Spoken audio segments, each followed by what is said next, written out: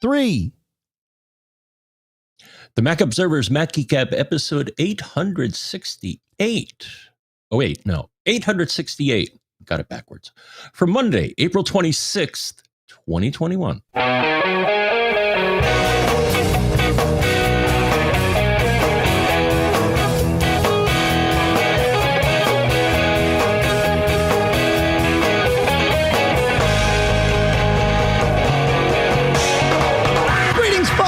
Welcome to the Mac Observer's Mac Geek Gab, the show where you send in your questions, your tips, your cool stuff found. We answer your questions. We share your cool stuff found. We share your tips.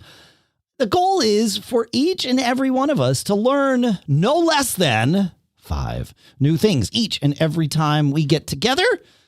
Sponsors for this episode include Linode.com/MGG, Otherworld Computing, MacSales.com with their Envoy Pro FX. It's interesting. I had that actually listed as cool stuff found for today, which is, because it is. But so we'll talk about it. Upstart.com/MGG to help you with those high interest, never ending debt problems. And then SCOSCHE at SCOSCHE.com, where code MGG20 gets you 20% off purchases for just the next couple of weeks. So we'll talk more in depth about each of those in a little bit. For now, here in Durham, New Hampshire, as far as I'm aware, I'm Dave Hamilton.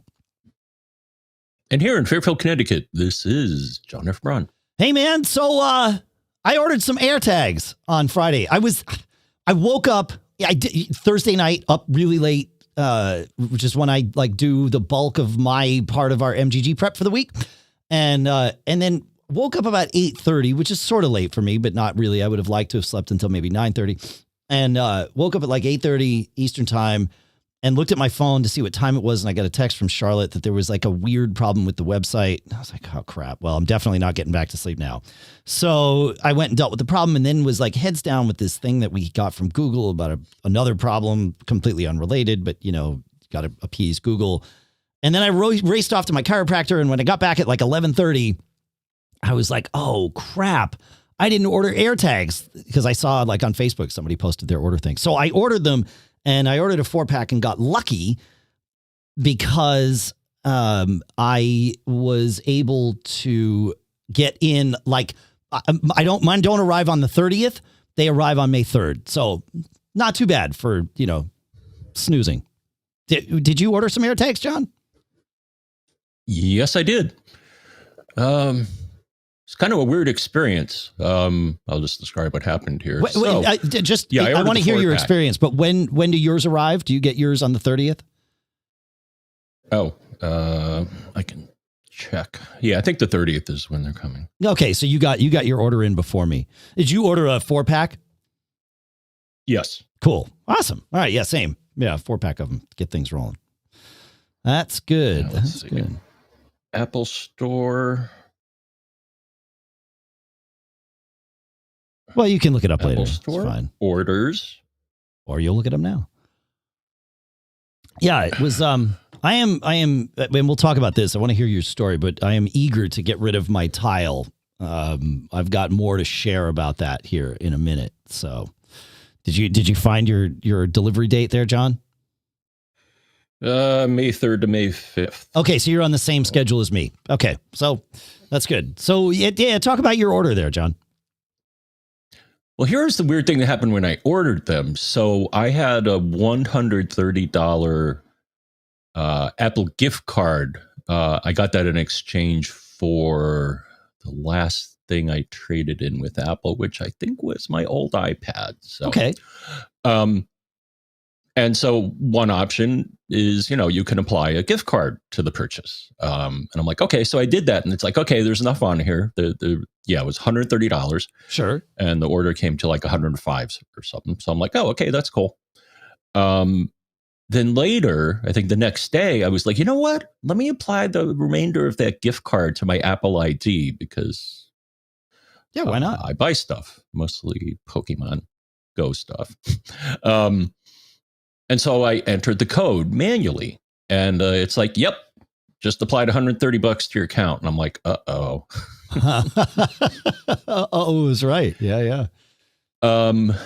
Well, the thing is, and so I called their main number, and I got somebody, and they right away solved it. They didn't put a hold on the amount on my balance. I thought they would. Oh, but because they haven't shipped, so they didn't charge you for them yet. Yes, and I think that's justification, is that legally you're not allowed to charge whatever until you ship an item. I think. Right. I think it's a legal thing. Yeah, I think it's an FTC thing. I think there's something about that rings true. Yeah. All right. Mm-hmm. Yeah, it makes sense. But I was like, oh man, what are we gonna do? And she's like, I can change your form of payment to your Apple ID. And I'm like, perfect. Okay, that'll work. So they'll deduct it from my Apple ID. But then what I did, but she's like, I got to sync up with you on your Apple ID. So she's like, all right, give me your Apple ID. And then when you log into the Apple ID page, she's like, and now read me the PIN. And I'm like, what PIN? And so I log into my Apple ID, and on the bottom of the page, it says generate a PIN. I guess that's to make sure that I'm not faking them out. Well, that's a way of getting you to authenticate yourself and log in without you giving them your password, right? Like, that's a really smart. Exactly. I like that. Ah, cool. Mm-hmm. Yeah. So, and then it changed, and then I got an email saying, okay, we've changed your form of payment to your Apple ID balance. Got it. Cool. Well, I am eager to get rid of Tile, John, because man, so I mentioned I think in the last episode how Tile was using so much of my battery life. I started looking at this, and then actually we had listener Kenny who shared some screenshots with us that I posted on Facebook, and Tile in the background for him, and very similar for me, is using 45. He found it was using 45% of his battery over a given period of time, day or whatever. And now he says it's up to 75%. If I look at settings, general battery, settings battery, not general, settings battery at the last 24 hours, I'm seeing that the Tile is using, if I tap show activity, Tile has used 4 hours and 22 minutes of background activity on my phone, which is quite frankly insane. That's nutso. Yeah, it shouldn't be doing that. So, and I can look at any given hour because you can sort of drill into the hours and see that Tile is the thing that's using, usually the most background. And so I'm eager to get rid of that. And I want to talk about that in a second here about how I'm going to do that. But I'm not entirely convinced that this is all Tile's fault, in that I would assume Tile has engineered this as best they can within the limitations that they must work. And they are a third-party app, so they can leverage, background updates, but they can't do all of the efficient things that they could, in theory, if they had just unfettered access to the operating system.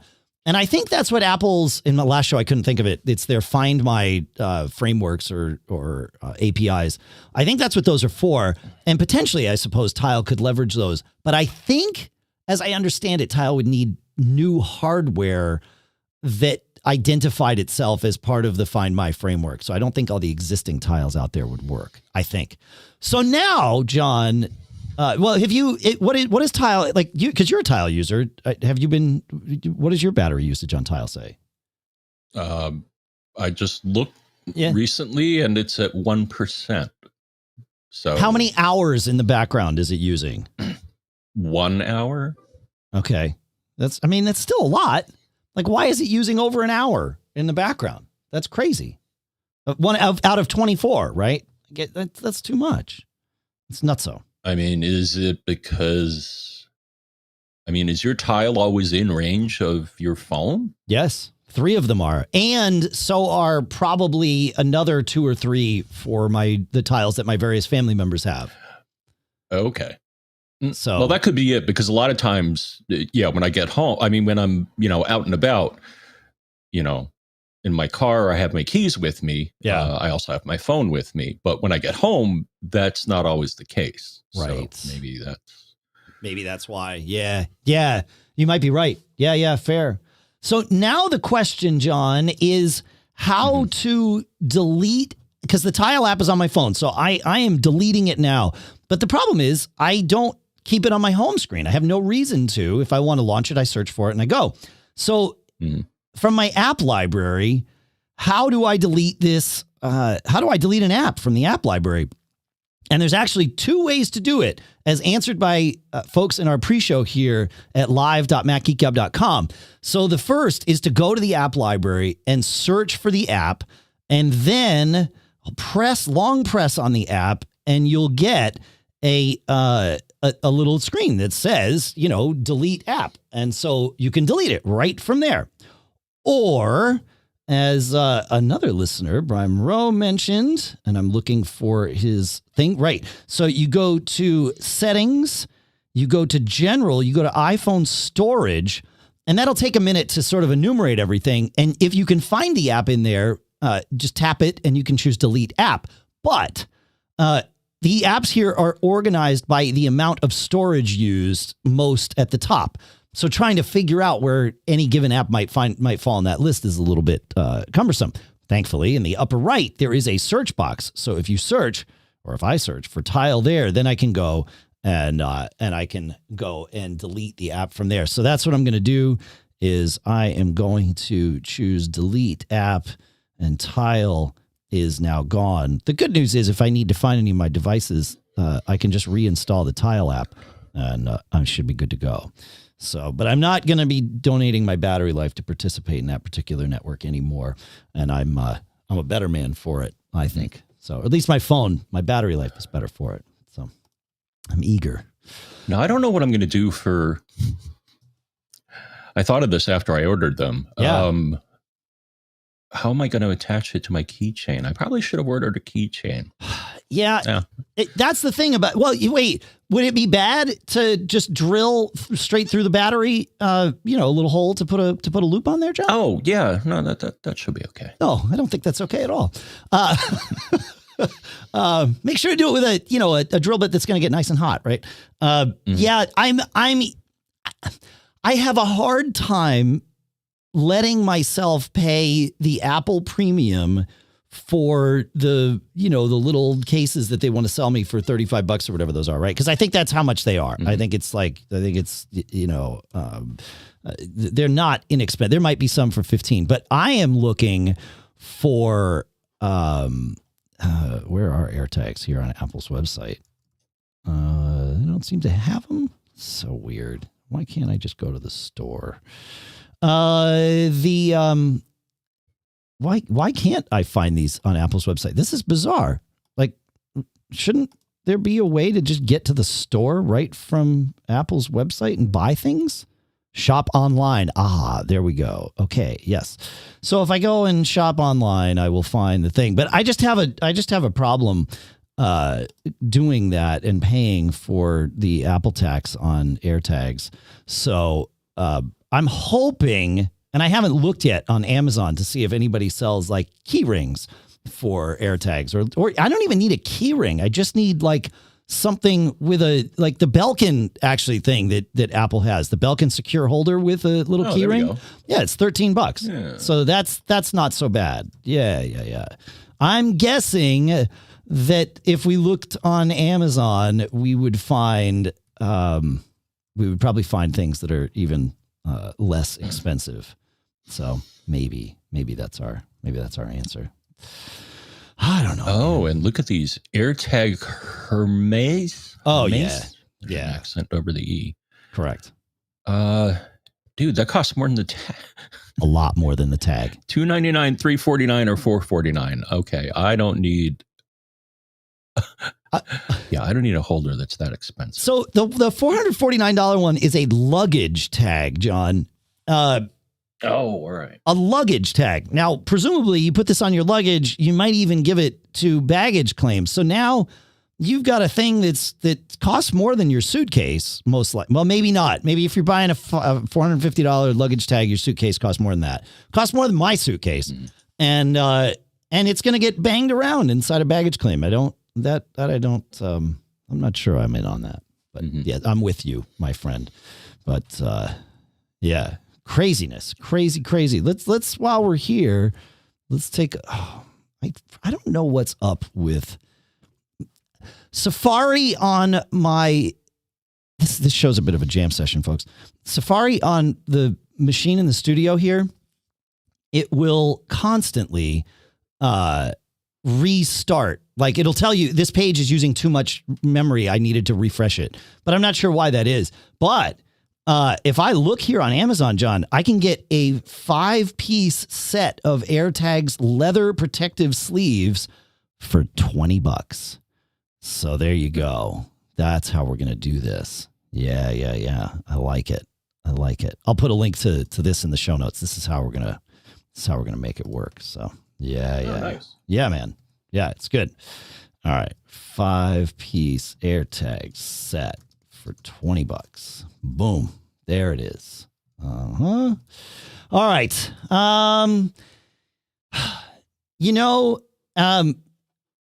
I mentioned that I was going to talk about this cool stuff found. I want to do it. So instead of spending your money on $500 or $450 on the Hermes stuff, we've got some sponsors where you could actually make that money go a lot further. So I would like to take a second and talk about our first couple sponsors here, if that's okay with you, John. Please do. All right. First up is Otherworld Computing at MacSales.com. Look, that new iPad Pro has Thunderbolt. We just talked about that. Well, OWC has a lot of Thunderbolt stuff. That new Envoy Pro FX, I had the chance to test one of these things out. Man, so first of all, they call it the fastest, most compatible drive ever, and they're right.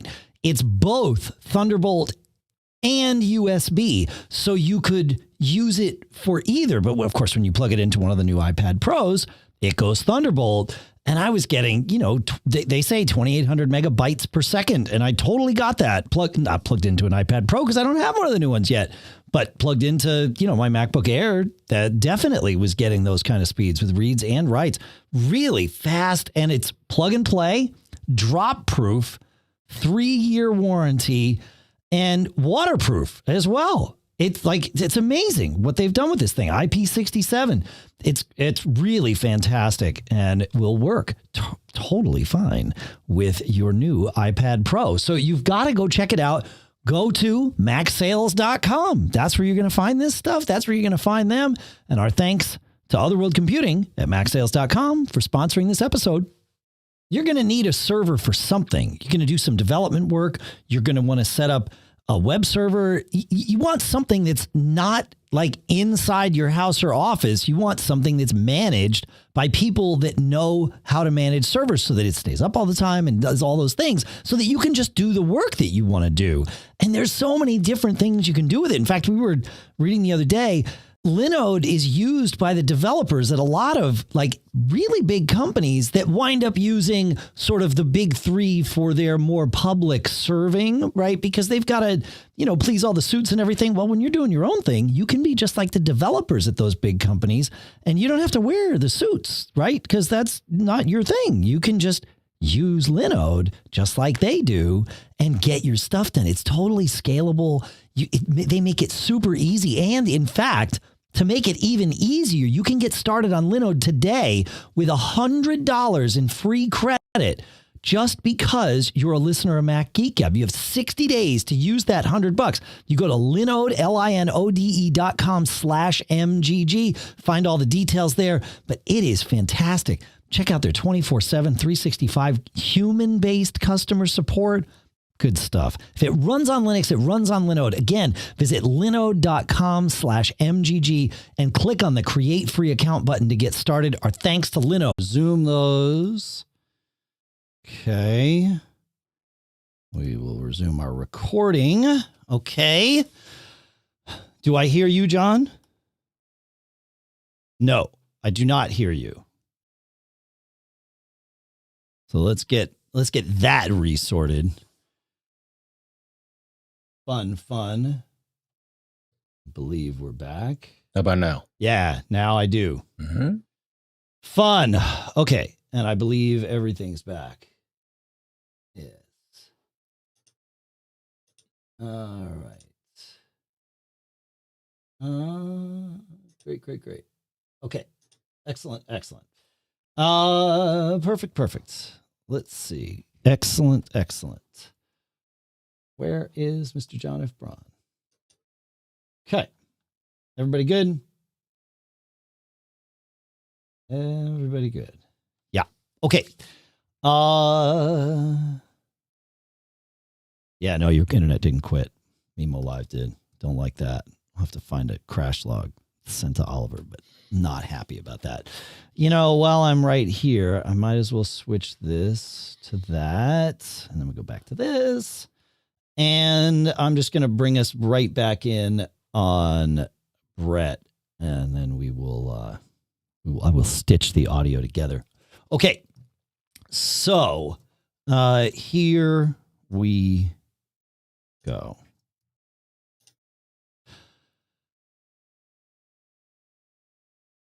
All right, John. It's time to talk SSDs here, my friend, because we've got some questions about them. And Brett writes, since Apple is sticking with the M1 for a bit, I bit the bullet and bought an M1 Mini. I'm currently transitioning from a 2020 Mac Pro with 4 internal drives, 2 SSDs, and 2 hard drives.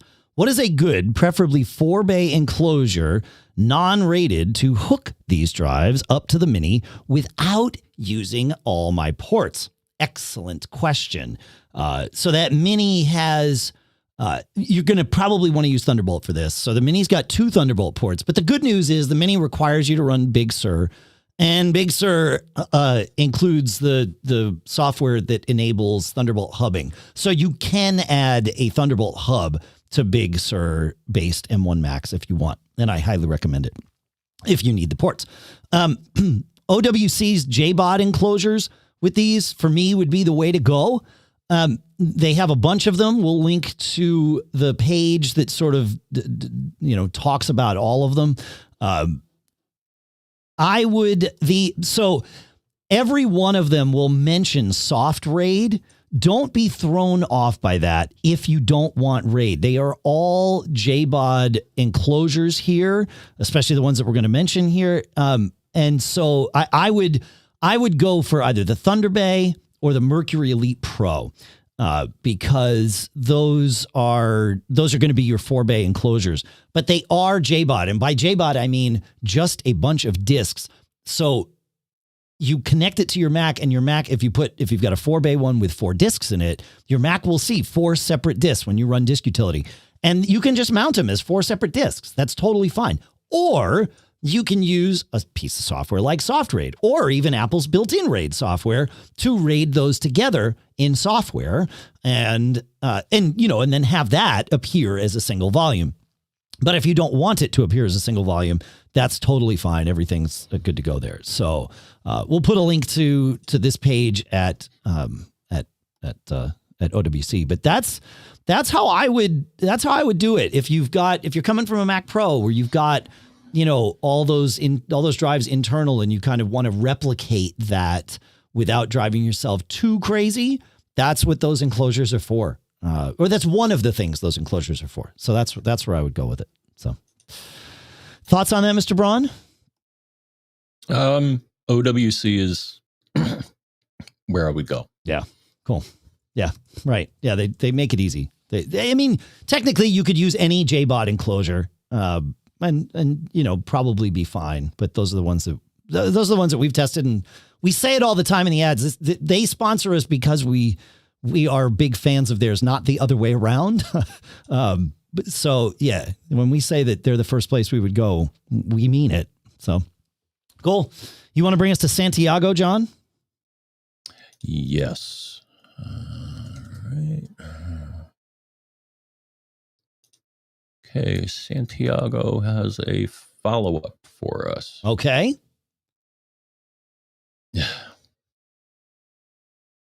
Evernote. Oh man, I gotta put that old version on here. Okay, you want me to read it for you, and then you can kind of discuss it. Well, let me.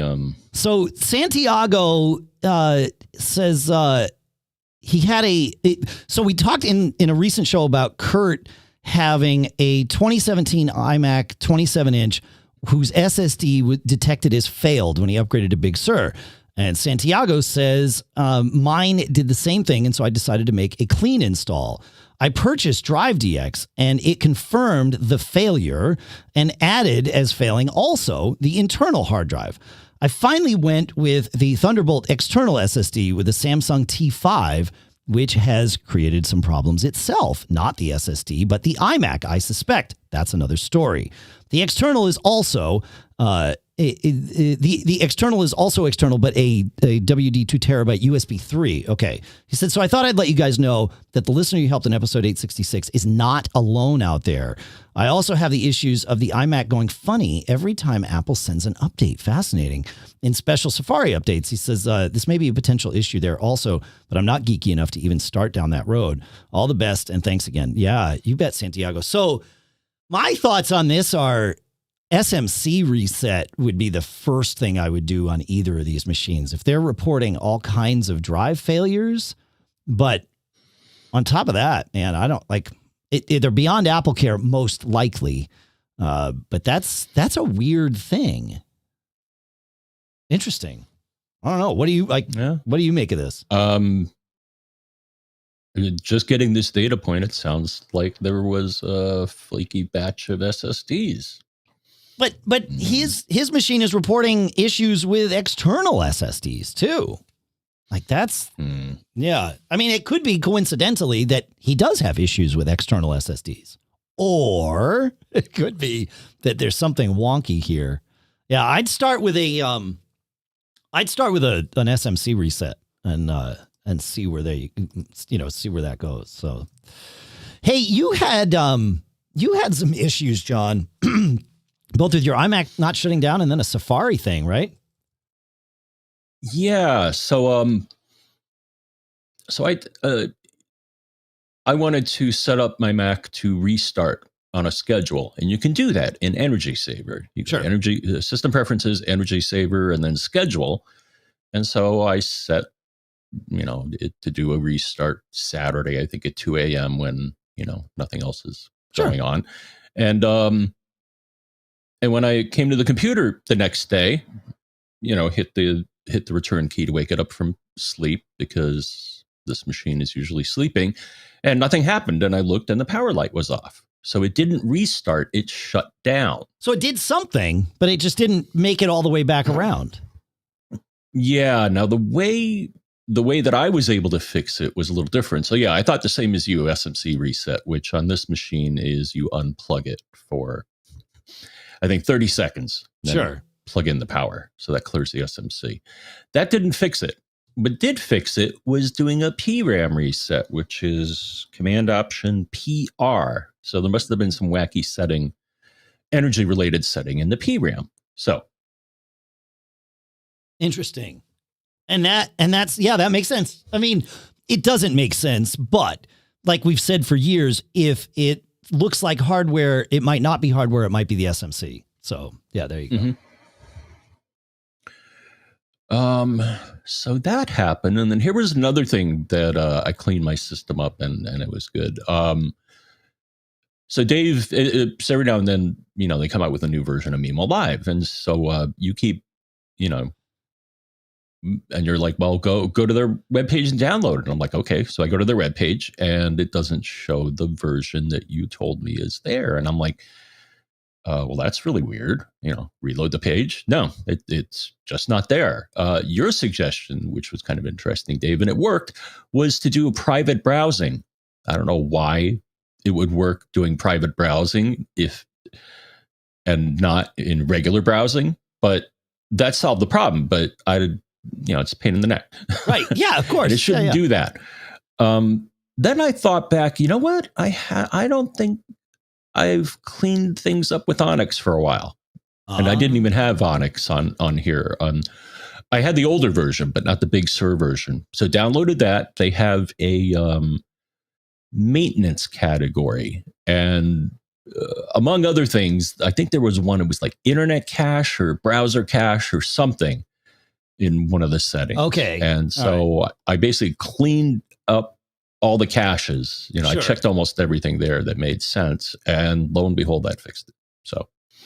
Okay. So I have a theory here, John. the reason I told you to use private browsing mode, it probably explains why cleaning your caches worked. Websites can tell your browser, can and should, in fact, tell your browser how long a given resource is valid. And that way you can cache that resource. And it could be a picture. It could be text. It could be, if they've got some JavaScript or whatever that's loading something like lazily after the fact, it could be whatever that resource is.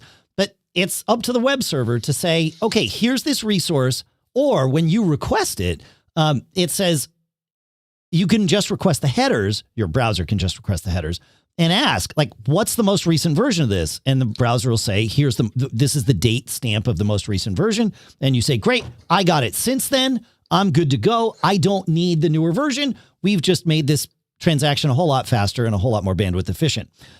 My guess, I have not looked at this with that particular website of the list of updates from Boinks, but my guess is that page is delivering a header that says it is much older than it actually is.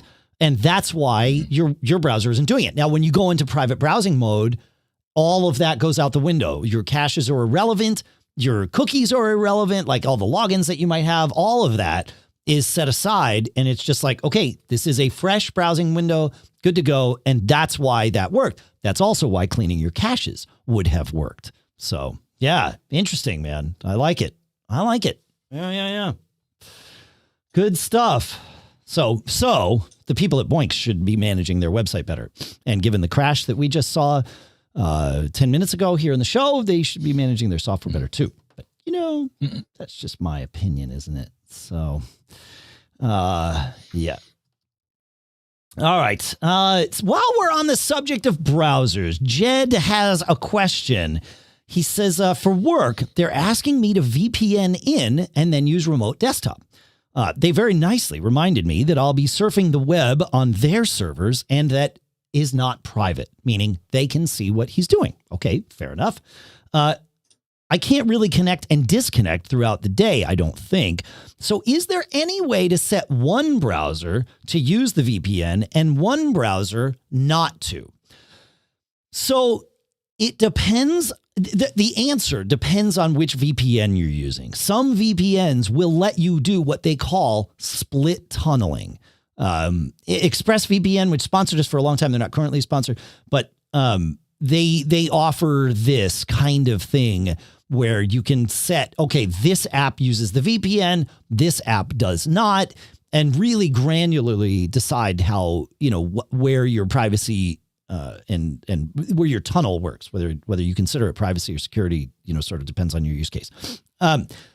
However, their Opera has the Opera browser says that it is a browser with its own VPN built in, and that might give you exactly what you want, because if you go to you connect to your work VPN, which let's assume is going to connect the whole of your the whole of your computer to the VPN. Let's just assume that, right? Then if you launch the Opera browser and use their free VPN, which you have to turn it on, but once you do that, it would be connecting via your existing VPN to the Opera VPN, and then everything that Opera does would happen via the Opera. So you'd essentially have two layers of tunnel, which is totally fine. From a technical standpoint, whether it violates somebody's terms of service or not, I have no idea. But from a technical standpoint, totally fine. You just VPN through a VPN, no problem. Might be a little slower, less efficient, but it would work. Now, the way I would check for this is I would visit whatismyip.com and see if it reports different IP addresses in different browsers, or in Opera, if it reports a different IP when you surf with the VPN on versus with the Opera VPN off. So that's how I would handle that. I don't know. What do you think, John? You got any thoughts on that?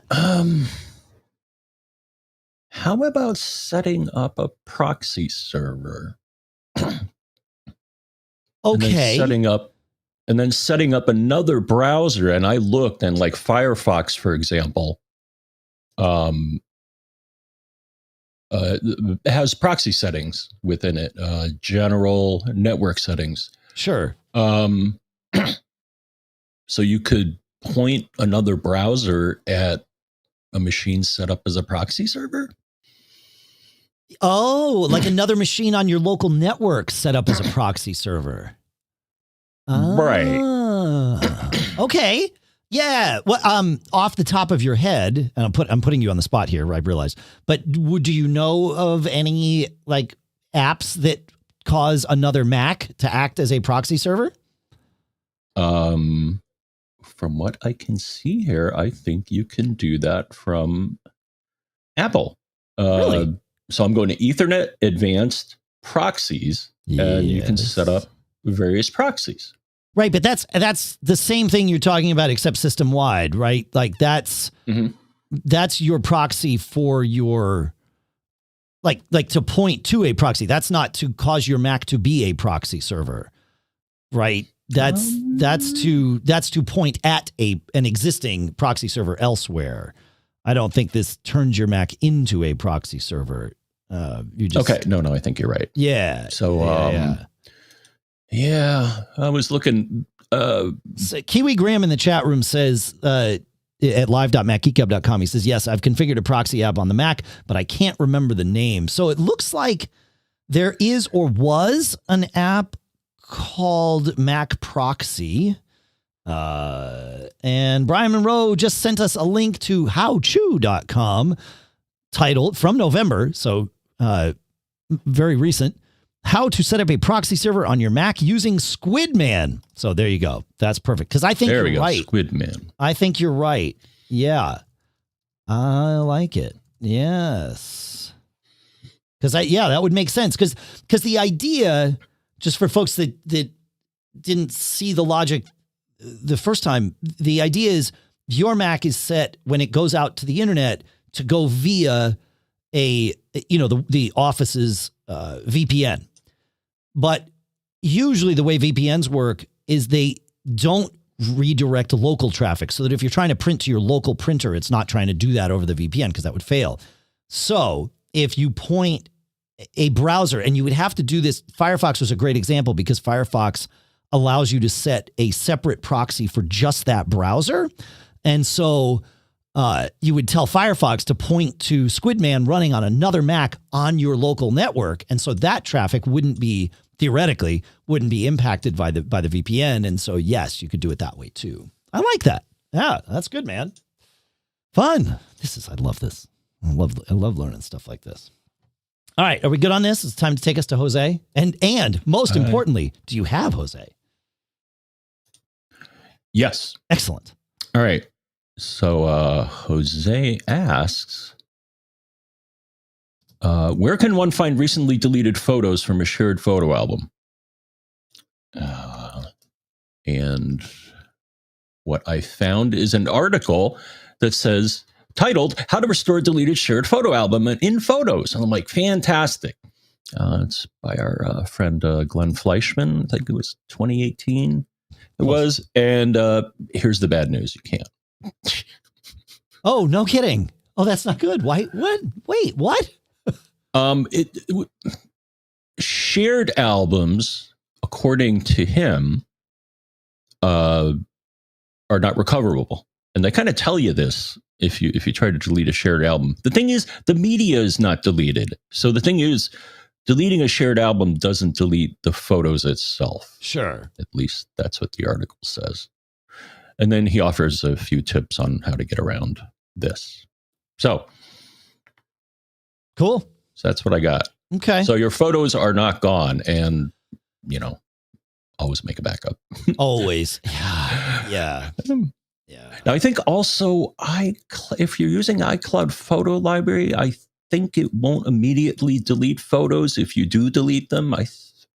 That's correct. True? You get 30 days. Okay. Yeah. Yeah, but I don't know, like if you delete an entire album. Well, no, this is deleting photos that are in a shared album. I think they would still be in your trash can as opposed to, say, the trash can of the one user who created the album, it would be worth, this would be a thing worth testing just to make sure that it's, gonna do what we want. I can test this. I will test this, but I have not yet tested this.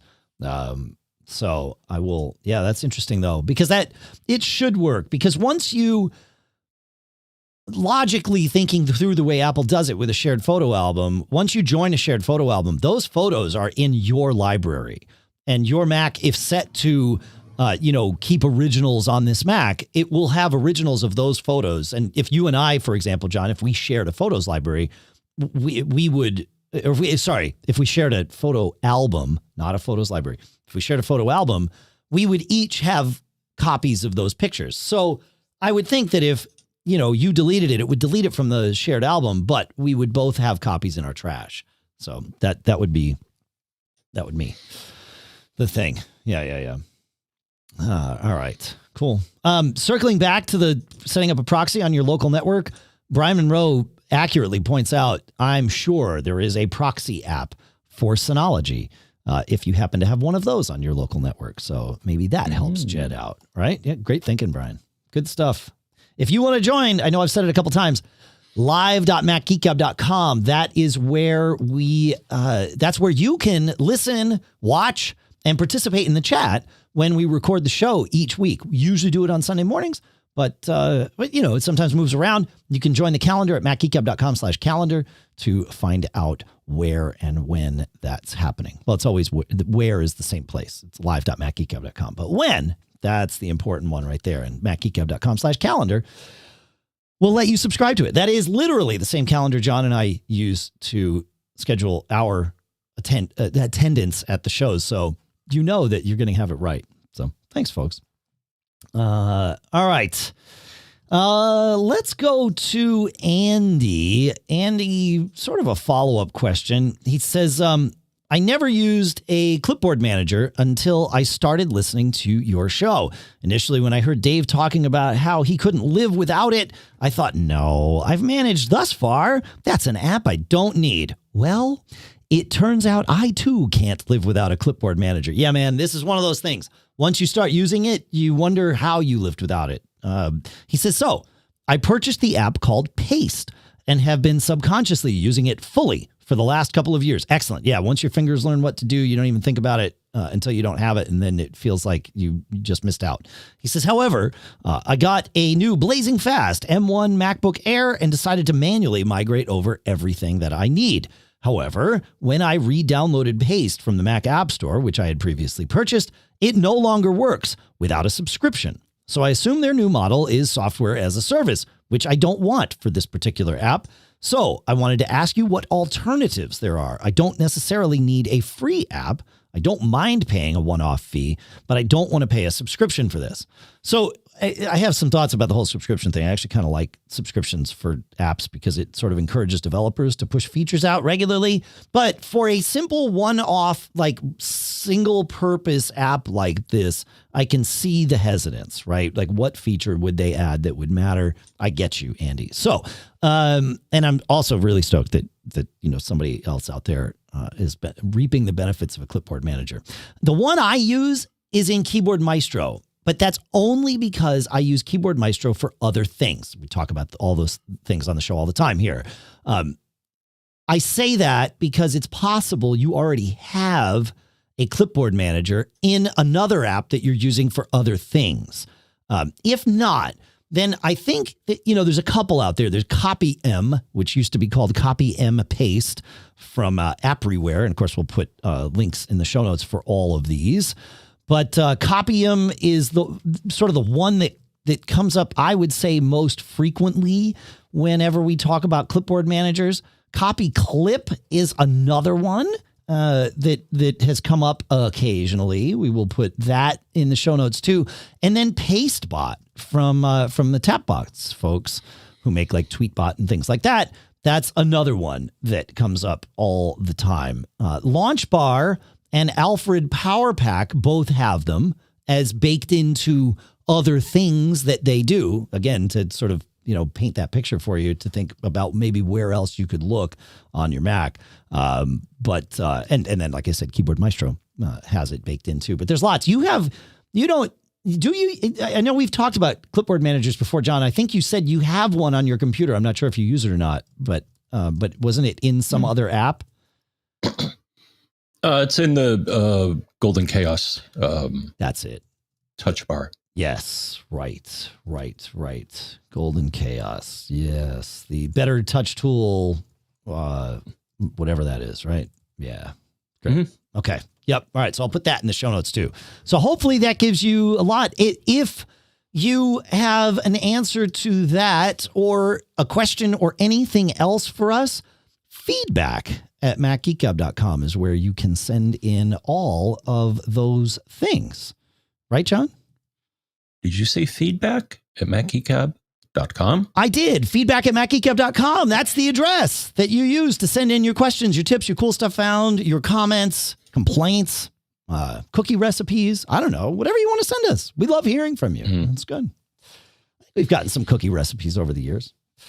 You want to take us to VaShawn, John? Yes. VaShawn says, guys, I have a new OWC Envoy FX that is 256 gigabytes. I need 99% of my drive for my native instruments complete control libraries.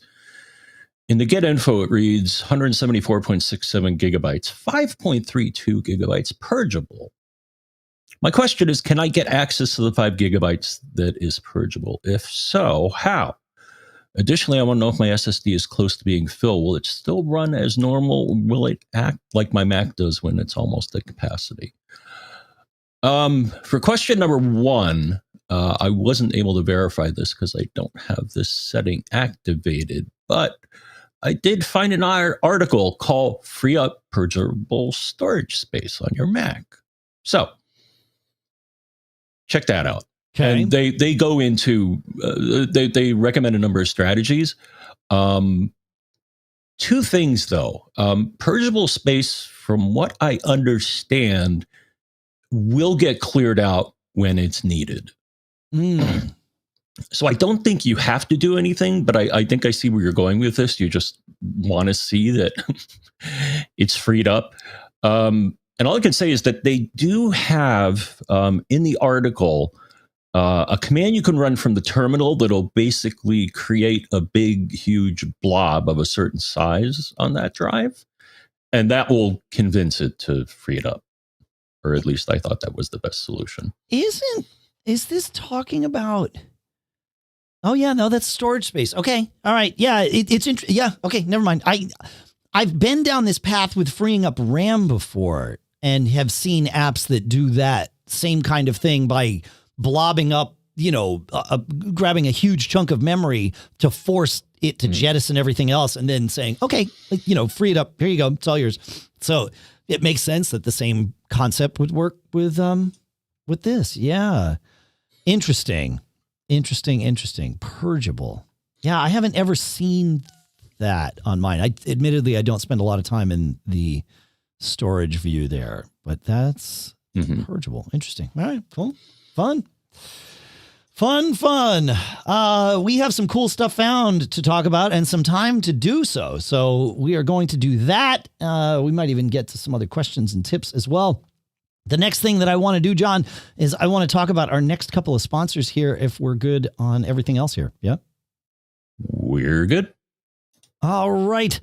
Our sponsor, SCOSCHE, has been around for a very long time. I know they're relatively new to sponsoring us here at Mac Geek Gab, but they are certainly not new to us here at Mac Geek Gab. We've been using and talking about SCOSCHE's accessories for a long time. In fact, they've been doing this since 1980. That's crazy. Look, our new iPhones don't come with chargers, but we don't have to worry because SCOSCHE offers a variety of fast, safe, and reliable options to select from because SCOSCHE manufactures everything from wireless fast chargers to Powervolt power delivery car and wall chargers that charge your new iPhone up to 4 times faster than the standard charger. And you can visit scosche.com. That's SCOSCHE. and use the discount code MGG20. So MGG20. That's good for 20% off your purchase, valid from today when this episode comes out, April 26th through May 9th. So you got to get right on that. And then beginning May 1st, so a week from today, or a week from 2 days ago, Saturday, you can join the SCOSCHE loyalty program for extra savings and deals. Again, check it out, SCOSCHE, SCOSCHE.com. And our thanks to SCOSCHE for sponsoring this episode. Hey, are you carrying a credit card balance month after month? If so, you're not the only one. It happens. High interest rates make it really hard to pay off your debt. But the good news is our sponsor, Upstart, can help. And you can join the thousands of happy borrowers who have made that final payment, because Upstart is the fast and easy way to pay off your debt with a personal loan all online. So whether it's paying off credit cards, consolidating high interest debt, or funding personal expenses, or just making room for that purchase that you want to, maybe you want to get the new, one of those new iMacs or a new iPad Pro, and you need to free up some cash and get that done. Well, Upstart can help you head down that path. And unlike other lenders, this is the key here. Upstart looks at more than just your credit score. They look at your income and employment history, and that means they can offer smarter rates with trusted partners. And there's a 5-minute online rate check that you can see, and they don't pull a hard pull on your credit, just a soft pull. So it does not affect your credit rating when you do the online rate check. Find out how Upstart can lower your monthly payments today when you go to upstart.com/MGG. That's upstart.com/MGG. Don't forget to use our URL to let them know that we sent you. Loan amounts will be determined based on your credit, your income, and certain other information provided in your loan application. So go to upstart.com/MGG, and our thanks to Upstart for sponsoring this episode. All right, John, it's cool stuff found time. You want to take us to Rico? Cool. All right. Rico says in episode 865, you mentioned Mate Translate as an alternative to Google Translate. There's another one that I've been using that makes me look like a native speaker, deepl.com. When I used Google Translate, people knew that it was machine translated, not with DeepL. How good is it? Well, it can translate not only the words, but you can tweak a translated word and DeepL will change the rest. Also, it has a macOS app and a subscription version that lets you translate more words at a time. This is a cool thing, John. He sent us a video of exactly that, where an example of what he described, where you change one word or you change a phrase, and it sort of cascades through the document. Amazing. I don't speak a second language well enough to tell you whether or not. Maybe I should take a Spanish phrase and translate it to English, and then change a word and watch that, right? That would be a good way to test this. But from what he showed us, that looked pretty amazing. So yeah, it's pretty good. Cool. All right. Donna brings us a cool stuff found. Last episode, we were talking about cleaning the lint out of your iPhone's Lightning port. And she recommends the gum soft dental picks. 100 count, I think, is $4.32. She says, I've been using them for many years and never had a problem. Obviously, they're very inexpensive, and one pack should last a family for many, many years. Yeah, I agree, Donna. That's pretty good. So we'll put a link to that in the show notes. And then along the same lines, Ben shares something that's a little more purpose-built. He says it's called PurePort. They had a successful Kickstarter back in 2019, and it's now available for $30. And it is a sort of universal port cleaning extravaganza maintenance tool, if you will. It's got all kinds of different brushes and little like suctions and things like that. So you kind of use the each of them to clean through it. It looks it looks really cool. Looks like the kind of thing that would be good to put in your, in your travel bag and just have around to, yank out all that lint and gook that's in your thing. So yeah, thanks for that, Ben. Good stuff. All right. Who's next, John? Loren? Yes. All right. So Loren says, I want a purple one. We were expecting new Same. iPads and maybe new iMacs. We got M1 everywhere. I'm convinced this is the semiconductor shortage in action. Apple is said to have bought a ton of these M1 chips or made them themselves. I don't know if they have fab. Do they? Anyways, so they're putting them in everything. The M1's I/O and storage limitations feel restrictive on everything except the MacBook Air, and I guess the iPad Pro, but nonetheless, we have the very cheapest MacBook Pro. Mac Mini and iMac wildly outperforming everything previously sold. If we're in the middle of a semiconductor shortage, this isn't such a bad place to be. I agree. They say the Touch ID keyboard will work with any M1 Mac, but they'll only be sold with the iMac for now. So that answers your question from the last episode. Would the... Yeah. Interesting. Okay. All right. They said the Apple Card will combine credit scores rounding up to the better one for a family plan that will allow kids to start building their credit. Okay. Yeah, that's good. Cool. No, that keyboard thing, John, that's huge. Because you had asked that in the last episode, whether that Touch ID keyboard would be usable on other Macs. And so it's only other M1 Macs. It's not right. It's not other, it's not secure enclave Macs. It is other M1 Macs, but still that's exciting. I kind of like it. Yeah.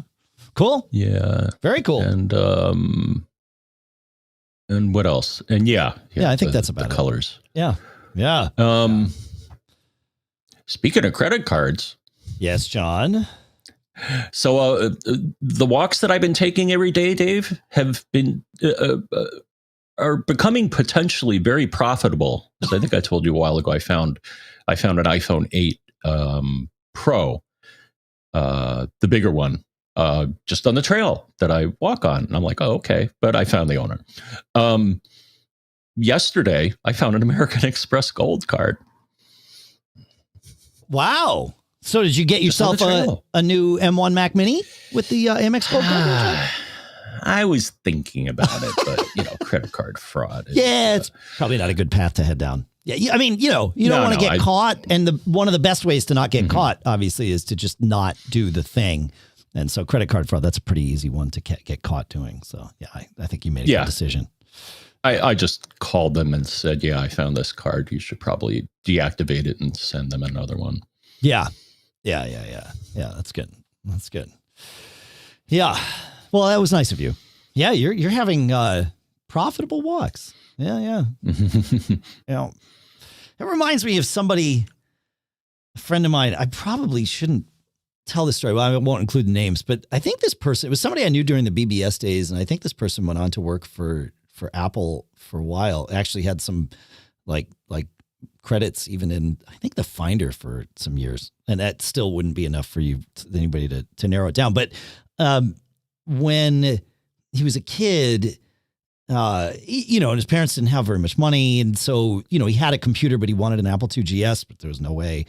And he was running, and he ran by, I forget what city he was in, and I wouldn't tell you if I remembered, but it was, it was a city. And he ran by a spot where like a drug dealer or something would leave cash for drops. And he picked up a bag to throw it away. Like he didn't know what he had picked up. And there was like 10 grand in the bag. Yeah. And so by the time he got home to throw it away and realized what he had done, he was like, oh my gosh, like I could get killed for this. But nobody figured out it was him. And thankfully, and he did. He wound up buying his Apple II GS and wound up doing some fantastic development on it that I believe we all benefited from this. So yeah, it was interesting. I don't know. I don't know why that story came to mind. But yeah. Anyway, yeah, moving on. Hey, I have a cool stuff found to revisit, John, and I know it's not one that's been that old. It's the Nomad Base Station Pro, which is essentially, the only live in the wild version of something approximating what Apple announced as AirPower Low those many years ago.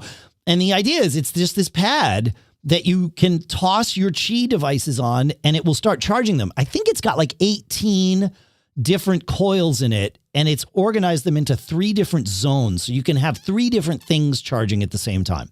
And it will, focus on the one and do it. And I like, it was great to see it. But then I was like, where am I going to put this thing? And so it sort of, after we talked about it on the show, it sort of sat for a while because putting it next to my bed just for me didn't work. I didn't need it because of the way my use case is and all that, John. And I finally realized the place that I want it is here in the studio. And man, it's amazing because I come in here to do the show and I toss my phone down. I usually toss it down like on the table behind me so that I don't see it and it doesn't distract me while we're doing the show.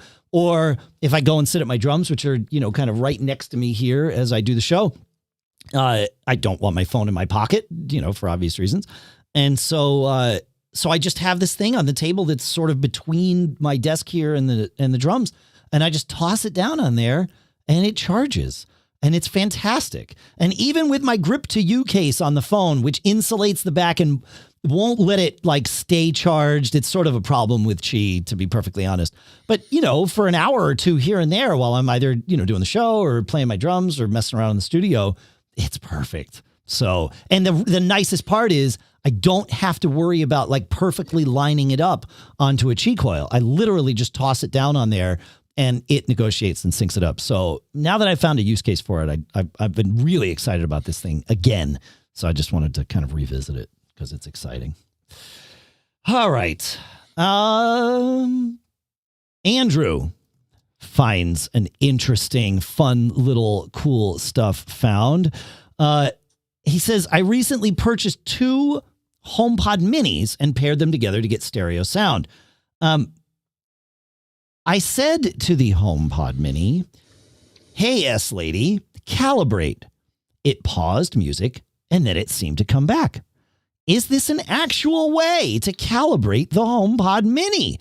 I know you can shake them if you reposition them in the room. And he says, it might be my imagination that I am able to calibrate it just by asking Siri to do it. You are absolutely right. You can say, hey, S-Lady, calibrate, or hey, S-Lady, recalibrate. And the same thing happens. It triggers that audio retuning, if you will, right there inside the HomePod or HomePod Mini. So yes, you are absolutely right that it can do it on its own by simply asking. So yeah, nice little find, man. Pretty good, huh, John? Did you order HomePod Minis yet? I know you talked about potentially getting some. Okay, yeah, I'd be curious what you think of those. Yeah, maybe things. I will. Yeah. Cool. All right. The other device has something similar that I've used once. If you run the Alexa app, the A app. Yeah. Sorry, everybody. Settings, A-Lady devices. There's an option called voice training. Okay, so we're talking about that is valid. This is something different. I just thought I'd mention it. It's the other way around. That's correct. Yep, exactly. Yeah. Yeah. So this makes it so that it understands you better, though I find it's very good with me. I think I trained it once when I first got it, and maybe that's enough. Yeah, I think most of these voice devices, and I would, given that, Amazon has probably the most popular voice assistant, or at least voice assistant in the home, I would assume they do this too, but I think they all sort of are continually refining their training as things move forward. Like as you say things to it, I think if the response you get is something that, sometimes it'll ask, was this helpful?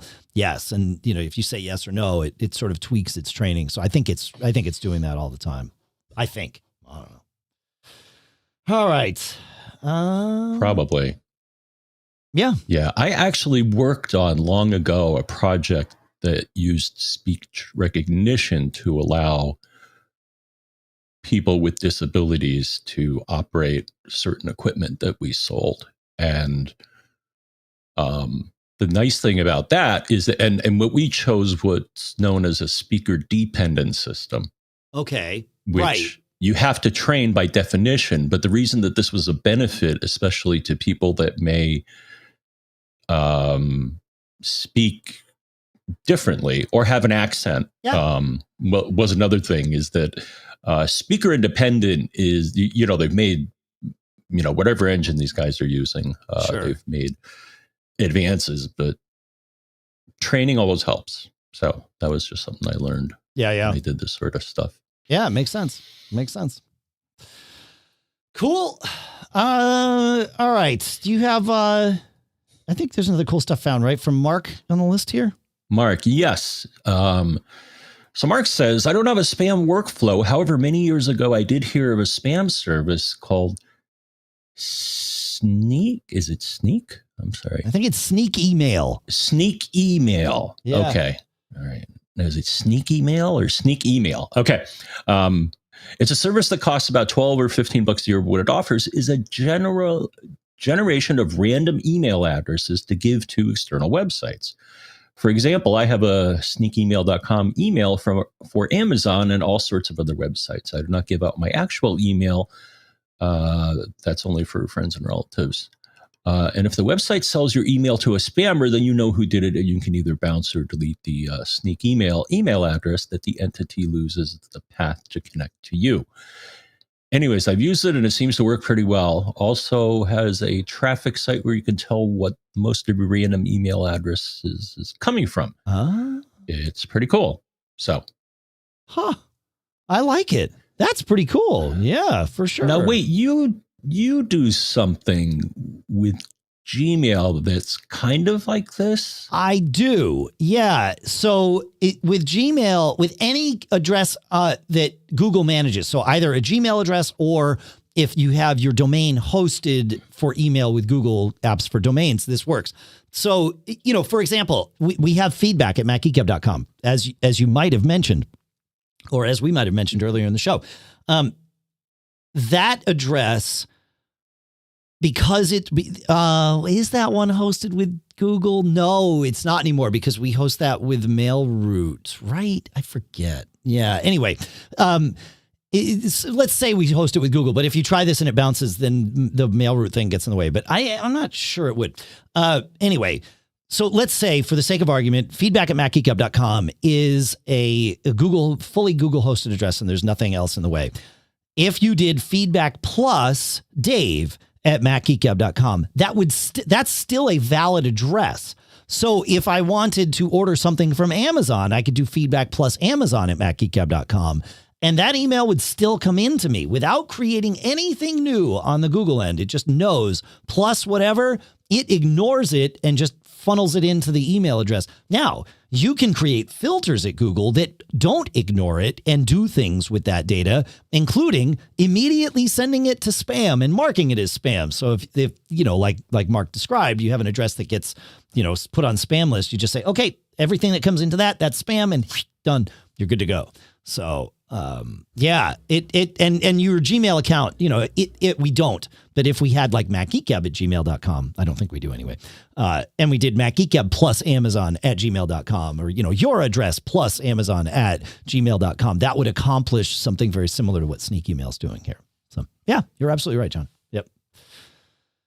Cool. But the problem is, as Kiwi Graham points out, that because Google does this and other mail hosts do it too, spammers are aware of it. So it's easy enough for a spammer to say, okay, if it's feedback at macgeekgab.com, feedback plus Amazon, pull the plus Amazon out, and we know your email address. So it doesn't quite work the way you might want it to anymore.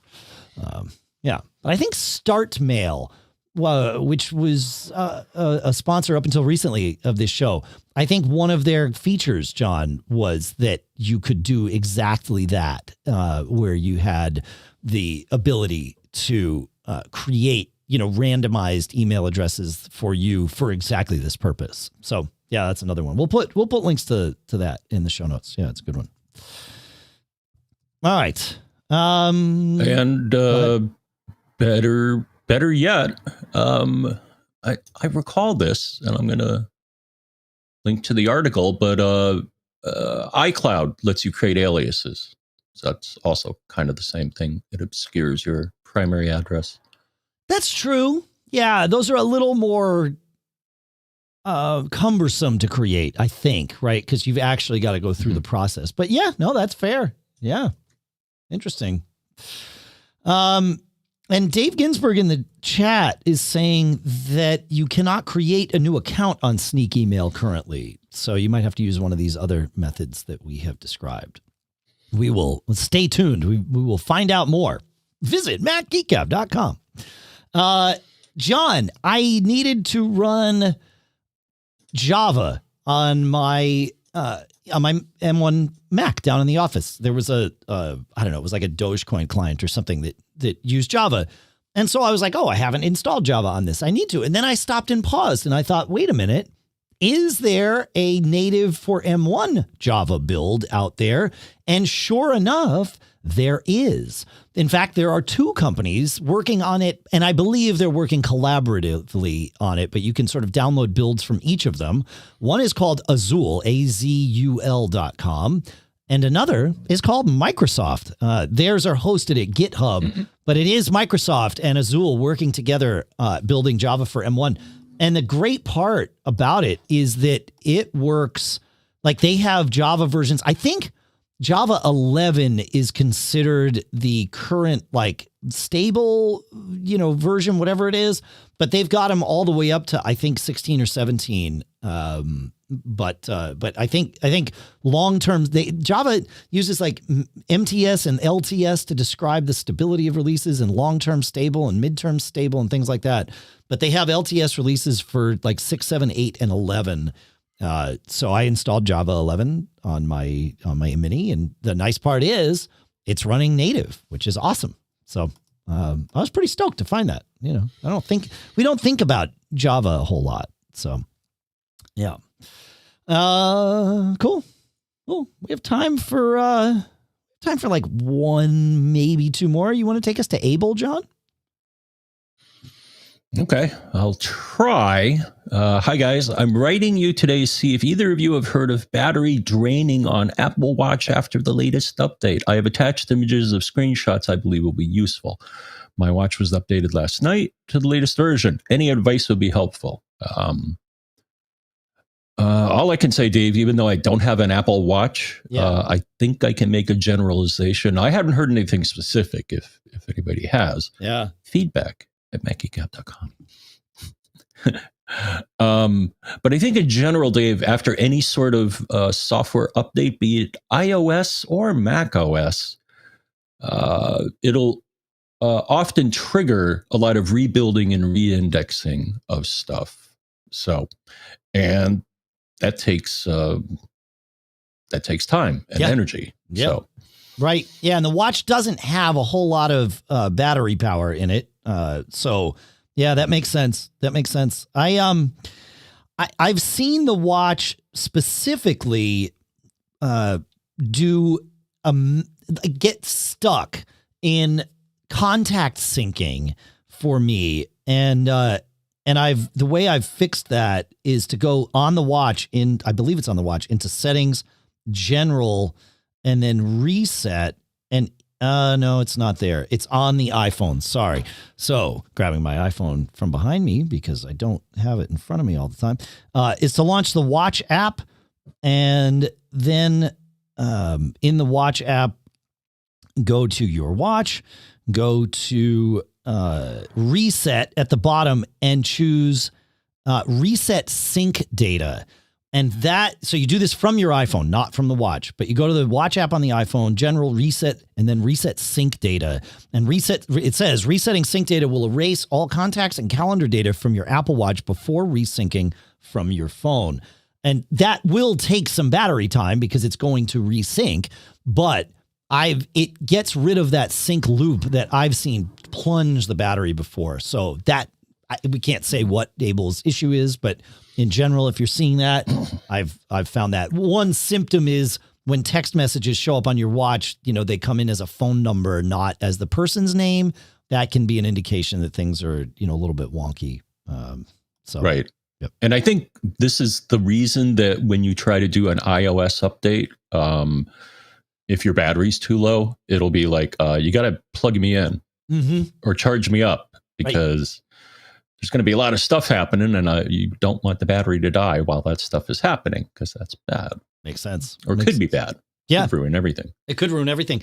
Yeah, I will say, and we're almost out of time here for today, but iOS 14.5 and presumably watchOS, updates are coming out this week. I have been running the iOS betas since the first beta, which I believe was last week of January. So this has been a very long beta cycle. I had that theater gig and knew that we would be wearing masks all the time at this theater gig. And I decided to install iOS 14 and the watchOS beta on my devices so that I could take advantage of the unlock with Apple Watch functionality. And normally I do not put betas, especially not early betas, on my daily driver. I will do it. Usually it would be about this point when it's gone Gold Master. That's when I put it on so that I can be ahead of it, a little bit ahead of it for when your questions come in. But this one I've been running literally for months. I traveled with it. For the most part, other than the watch unlock, I forget that I am running beta software. It has been, you and I were having a conversation. So it's been super stable. And I just wanted to let everybody know that this beta process has gone on a long time, likely delayed partially because of the new hardware that Apple's got coming, possibly also delayed because of this also brings all those security and privacy controls that Facebook has been fighting against. So I think there's a few reasons we could speculate as to why it's been such a long beta cycle, but it has been stable all the way through. No issues. You and I, John, were having a conversation about beta releases versus not beta, I guess yesterday or something. Right. And I think, the definition of beta has become varied. And I think it's important to not take any one company's definition of beta versus release versus alpha, alpha being the version that would exist before beta. But I think it's good not to homogenize all those together into one sort of thing. You know what I mean? Like Apple's betas generally are pretty stable. Those super unstable ones are never released even to developers. Arguably the first beta of iOS 15.0 that we would presumably get in, June or whatever after WWDC. That is usually a little bit unstable. The new Mac OS, like 0.0 unstable, but the 0.1, 0.2, 0.3 betas, have been pretty stable. Google's stuff that's called beta has been super stable. Mimo Live, which is we use not beta versions of, has been terribly unstable for us, right? So like each company, I think you kind of need to apply.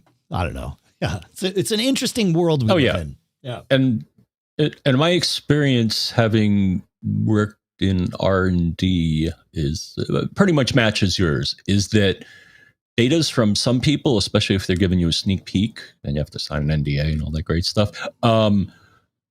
Some companies, beta means it can destroy everything. Right. I've seen it happen. Of course. Yeah, of course. Yeah. Yeah. It just depends on what they mean by what beta doesn't mean the same thing from everybody. I guess that's maybe a nice, concise way to say it. Yeah. But yeah, I've been super happy with the betas, and now I'm running whatever they called the Golden Master on my iPhone and on my watch. And it's been fine. The only battery issue I've had was Tile, which we talked about earlier in the show. So yeah, man. All right. Well, I think it's time, Mr. Braun. Do you think it's time? The band thinks it's time. Time. The band's looking forward to being, all vaccinated and safe to play together again. So there you go. Yeah. We're actually playing a gig, John. One band I play in is called Bitter Pill. It's this original band I play in. And a local brewery has created a beer in our name called Bitter Pills. Get it? Bitter Pills.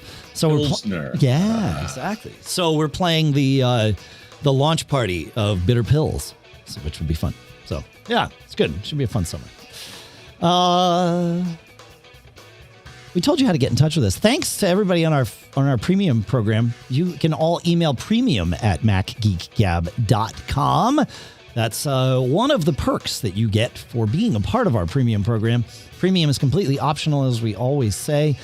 Really just listening to the show, sending in your questions and your tips and your cool stuff found, interacting, sharing the show.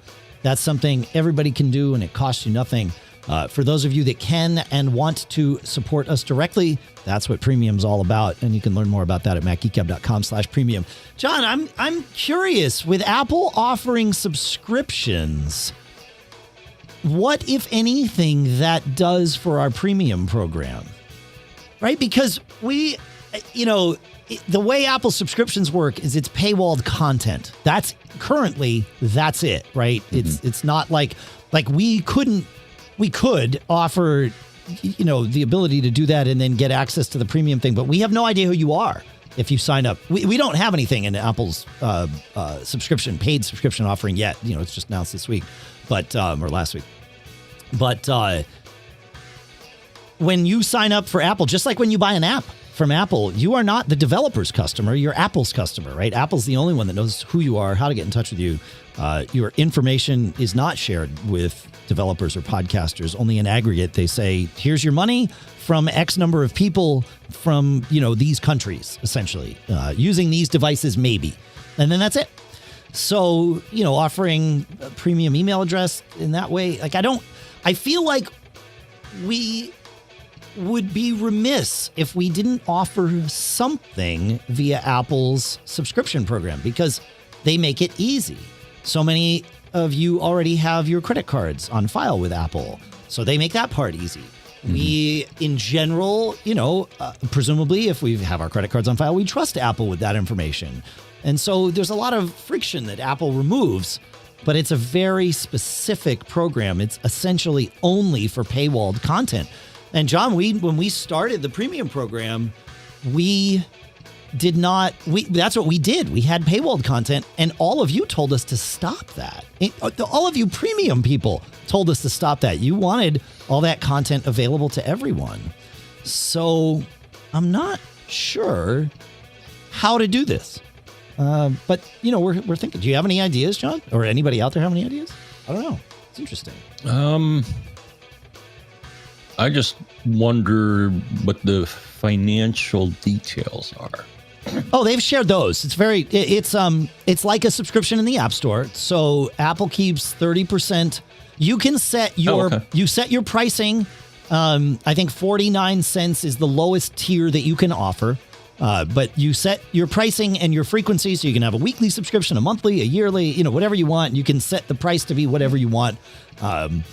And then, like any other subscription, Apple keeps 30% of a given subscriber's revenue for the first year. And then after the first year, that same subscriber's revenue, Apple only keeps 15% of it. So they cut their cut in half. So we get 70, then 85. Right now, just for full transparency, the way credit card fees work with the amounts that we charge for premium subscriptions, which we sort of do all in-house. We do it with WooCommerce, but it's essentially all us. We pay about 4% in fees. So Apple would definitely be, taking a larger cut than we give up the other way.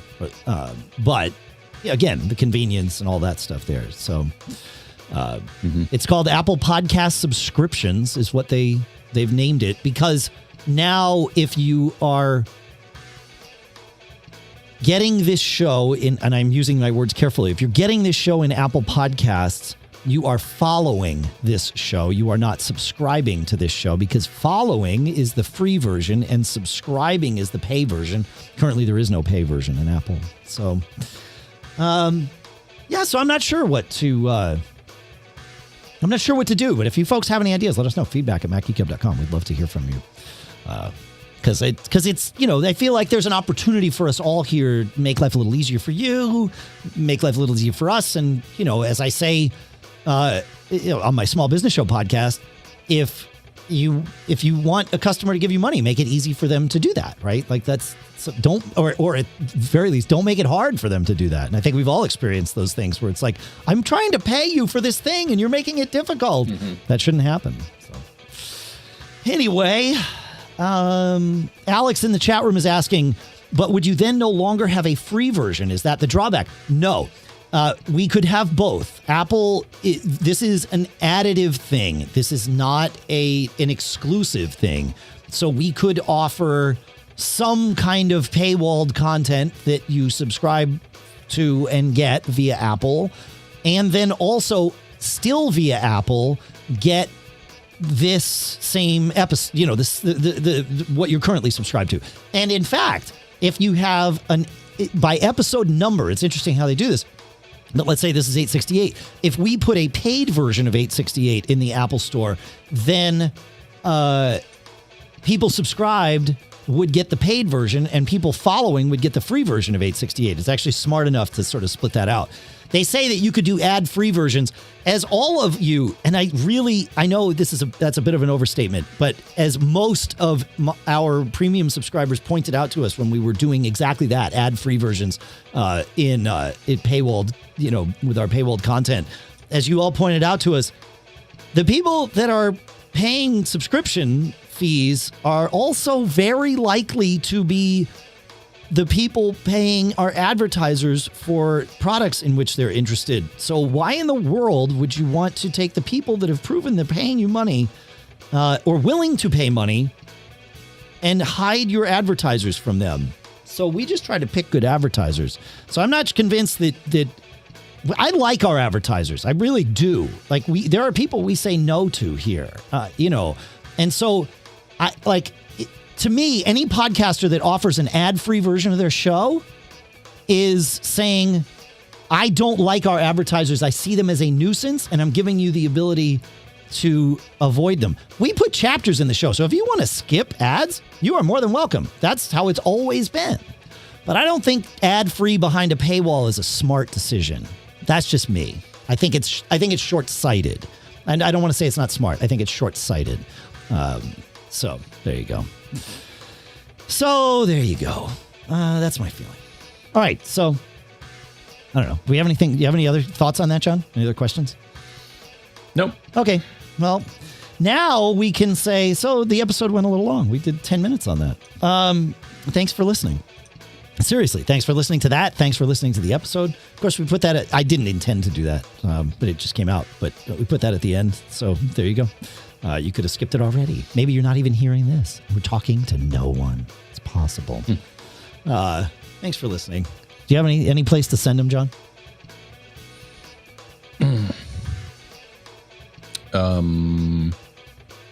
MacGeekGab.com. There you go. That's the place. That's it. MacObserver.com. All right. Thanks for hanging out with us today. Thanks for listening. Thanks for checking out our sponsors, of course, as we mentioned in the show. Otherworld Computing at macsales.com, linode.com/MGG. Use that at SCOSCHE.com, that MGG20, MGG20 coupon for sure. And then check out Upstart.com/MGG. They're doing cool stuff there. I like their model. It's good.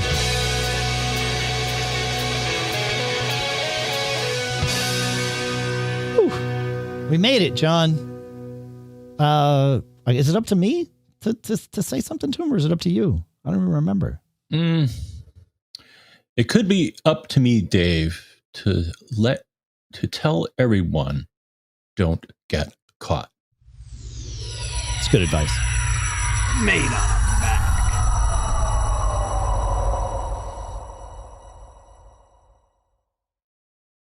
And we're out.